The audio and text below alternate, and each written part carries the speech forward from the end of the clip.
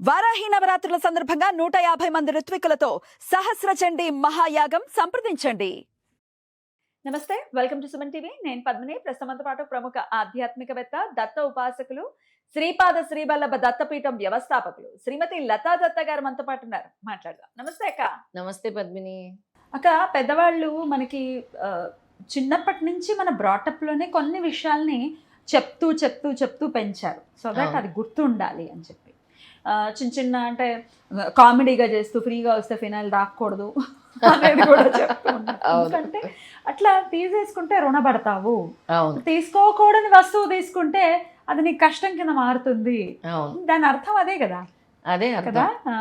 అయితే పొరపాటును కూడా ఎవరి దగ్గర నుంచి తీసుకోకూడని వస్తువులు ఏమైనా ఉన్నాయో మేము తెలుసుకోవాల్సింది. అయ్యో, చాలా ఉన్నాయి పద్మిని తీసుకోకూడని వస్తువులు. దాంట్లో ముఖ్యమైనది ఉప్పు తీసుకోకూడదు ఎవరి చేత కూడా.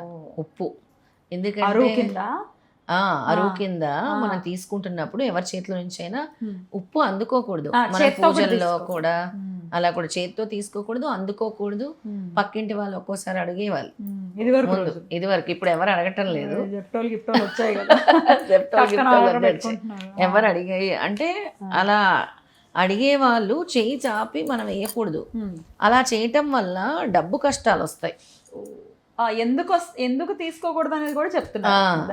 అంటే డబ్బు కష్టాలు వస్తాయి అన్నమాట. అలాగే చాలా మంది దువ్వెన గబుక్కున దువ్వెన, మనము టూర్లు వెళ్తాము, ఏదో మన ఇంట్లో ఏదైనా ఒక ఫెస్టివల్ అవుతుంది, అలా జరుగుతుంది, చుట్టాలు వస్తారు, దువ్వెన ఎక్కడ అంటే దువ్వెన అందిస్తూ ఉంటాం. అలా ఇవ్వటం వల్ల అనారోగ్యం వస్తుంది. అందుకే ఎవరి దువ్వెన వాళ్ళకే ఉండాలి. అంతే కదా. ఎవరి దువ్వెన వాళ్ళకే ఉంటే మంచిది. ఇది లాజిక్కే కదా. అనారోగ్యం ముందు చుండ్రు వస్తుంది, గోక్కోవాల్సి వస్తుంది. అవును, అనారోగ్యం మారచ్చు దాన్ని. అవును. తర్వాత నూనె అనేది ఎప్పుడు కూడా అందుకోకూడదు. మనం నూనె చేస్తే అంటే తీసుకోవటం వల్ల అప్పులు పెరిగిపోతాయి, లేని అప్పులు పెరిగిపోతాయి అన్నమాట. తర్వాత చెప్పులు, ఒకరు ధరించిన చెప్పులు మనం వేసుకోకూడదు, ఒకరి చేతిలో నుంచి చెప్పులు కూడా మనం తీసుకోకూడదు. ఒకవేళ గురువుకి శిష్యులు ఇచ్చారు, అవి గురుపాదుకులు, అది వేరు. కానీ మామూలుగా మనం ఎవ్వరు చెప్పులు ఇచ్చినా కూడా వాళ్ళు వేసుకున్న చెప్పులు సడన్ గా మన చెప్పు తెగిపోతుంది. ఆ చెప్పులు వేసుకోవటం వల్ల శని దోషాలు ఏర్పడతాయి. అందుకే వేసుకోవద్దు అంటారు. గుళ్ళల దగ్గర ఎలా కొట్టేస్తారేమో, గుళ్ళ దగ్గర అన్ని పోతాయి. అందుకే అసలు శనీశ్వరుడికి నడక ముఖ్యం కదా. అవును. అందుకే శనీశ్వరుడికి చెప్పులకి సంబంధం ఉంటుంది. శని దోషాలు అనేవి ఏర్పడతాయి.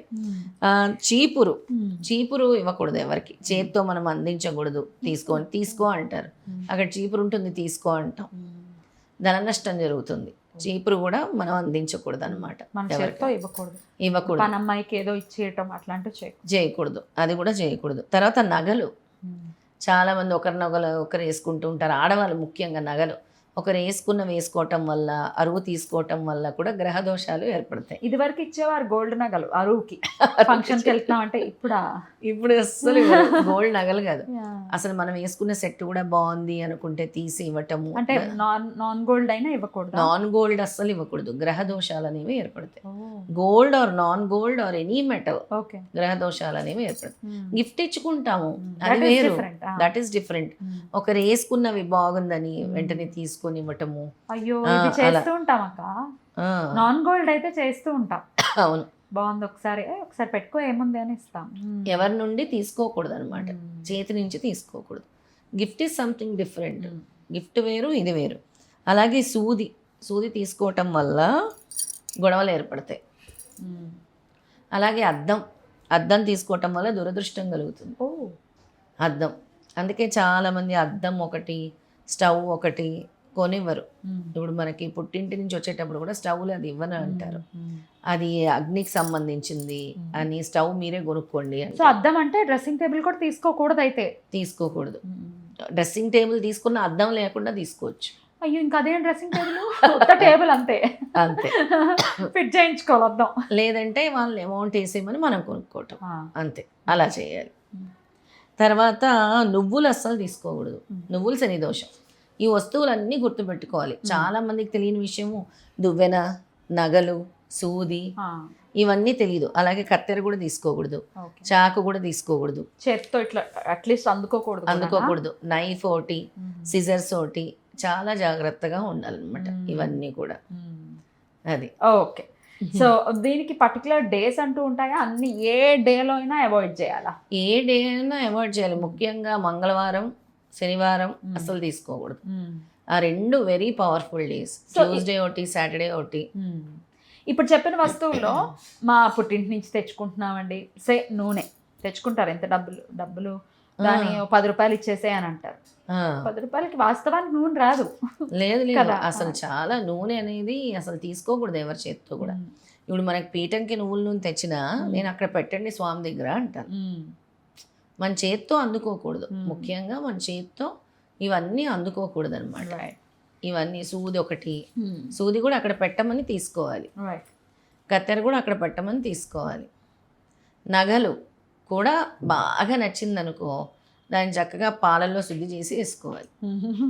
ఇంకా నీకు వేరే ప్రత్యామ్నాయం లేకపోతే చెప్తున్నాను అలా. దువ్వెన ఒకవేళ పెట్టినా అక్కడ పెట్టండి అని కడిగి మనం వాడుకోవాలి, మళ్ళీ కడిగి ఇవ్వాలి. ఎన్ని ఉన్నాయో చాలా ఉన్నాయి, అసలు తీసుకోకూడదు. ఇంకా తెలియక తీసుకున్న పరిస్థితిలో ఎలా చేయాలనేది చెప్తున్నాను అనమాట. చాలా చక్కగా వివరించారక. ఖచ్చితంగా 9 వస్తువులు ఉన్నట్టున్నాయిగా? 9 వస్తువులు. రైట్. ఈ 9 వస్తువుల విషయంలో ఖచ్చితంగా అప్రమత్తంగా ఉంటూ వాటిని ఎటువంటి పరిస్థితుల్లో ఎవరి దగ్గర నుంచి తీసుకోకుండా కోరి తెచ్చుకోవడమే కష్టాలు ఇవన్నీ చేస్తే. ఇవి కొన్ని వస్తువులు ఉన్నాయి. ఆవాలు అనగా ఇవి శనీశ్వరుడికి సంబంధించి నువ్వులు, ఆవాలు, అలాగే పసుపు రంగు ఆవాలు, ఇలాంటివన్నీ జాగ్రత్తగా ఉండాలి. చేత్తో అందుకోవటం తీసుకోవడం చేయకూడదు. రైట్. అలాగే నిడిల్ కూడా మనకి దీనికి సంబంధించి నాట్ ఎగ్జాక్ట్లీ ఐరన్ కాబట్టి అయినా దానికి కూడా దోషం ఉంటుంది. నగలు కూడా అంతే, డిఫరెంట్ మెటల్తో తయారు చేస్తాం కదా, అలా దాన్ని కూడా అంతే. చాలా చక్కగా వివరించారక్క. కృతజ్ఞతలు. నమస్తే అక్క. నమస్తే.